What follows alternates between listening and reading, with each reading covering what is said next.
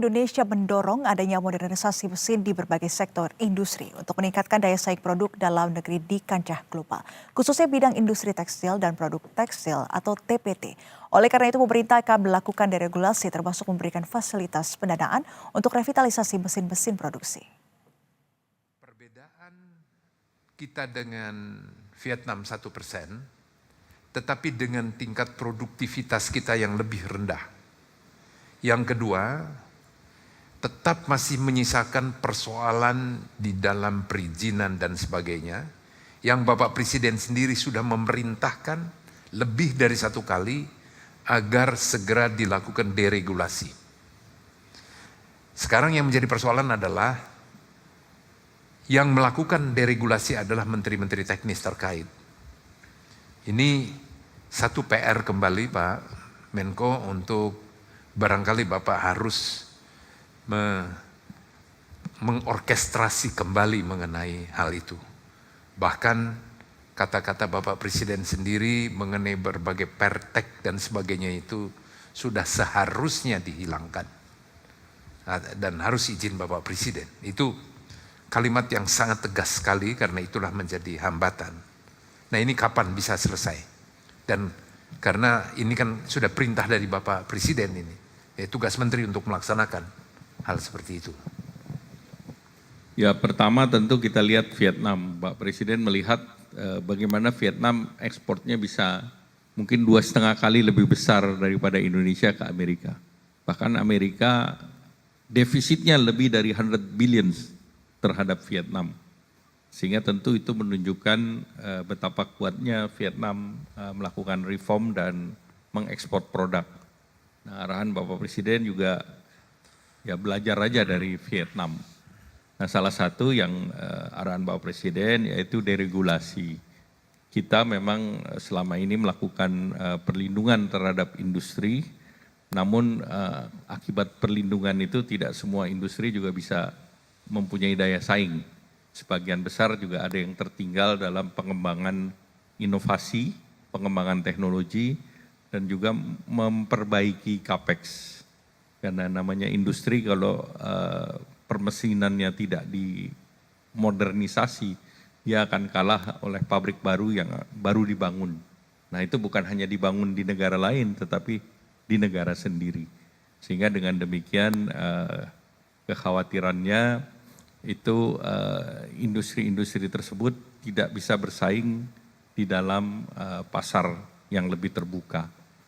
Nah oleh karena itu Bapak Presiden minta deregulasi dan deregulasi itu kemarin kita lakukan untuk berbagai sektor. Memang tidak semuanya bisa dibuka karena tidak semua industri kita siap Pak Enggar. Apalagi UMKM yang terkait dengan tekstil, produk tekstil. Memang kalau kita lihat di tempatnya di kawasan ekonomi khusus, investasi asing itu mesinnya sangat modern dan mereka juga 90% bahkan re-export lagi. Nah inilah yang menjadi tantangan dalam negeri. Pemerintah menyiapkan kredit investasi untuk tekstil, produk tekstil, furniture dan sepatu itu besarnya 20 triliun dan itu dengan kredit model daripada kredit investasi 4 sampai 5 tahun bahkan bisa 7 tahun dengan bunga yang disubsidi oleh pemerintah, bunganya hanya 6%. Nah ini pemanfaatannya juga masih kecil karena kelihatan industri kita masih kurang berani mengambil resiko untuk merevisi ataupun merenovasi permesinannya. Pak Enggar belajar dari industri gula, kalau kita lihat beberapa industri gula kita itu seperti industri masuk museum, gitu. Mesinnya sudah lama sekali gitu. Demikian pula di industri baja, tetapi berbeda dengan di kawasan ekonomi khusus yang industri permesinannya jauh lebih modern, bahkan lebih modern di tingkat dunia. Jadi kalau Pak Presiden ingin I-Core, mengenai capital output ratio-nya berbagai dibandingkan investasi, Kemarin dilaporkan ke Bapak Presiden bahwa di kawasan ekonomi khusus, kawasan industri, ICOR-nya itu 2-4. Tetapi secara nasional kita 6. Jadi itu menunjukkan bahwa dari segi logistik, kawasan ekonomi itu bisa menjadi penopang perekonomian.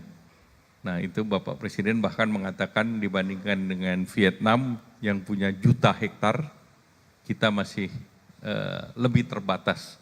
Jadi itu salah satu PR juga Pak Enggar, kita mendorong industri kita lebih efisien, logistik kita lebih efisien. Logistik kita ini Pak Dirut Pelindo ini masih double digit, baru 12%.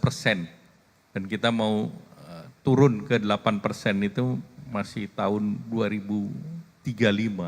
Jadi sebetulnya terlalu lama untuk memperjuangkan efisiensi kita. Nah tentu dengan investasi terutama logistik itu Pelindo, kawasan ekonomi khusus, sehingga in and out barang itu lebih efisien karena kita bersaing tidak hanya sendiri, tetapi seluruh negara bersaing untuk ke global market.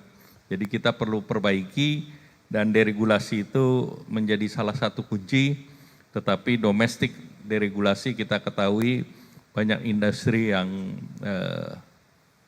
ya speakernya kuat Pak. Ya. Jadi deregulasi versus speaker. Dan kadang-kadang selain speaker punya amplifier Pak.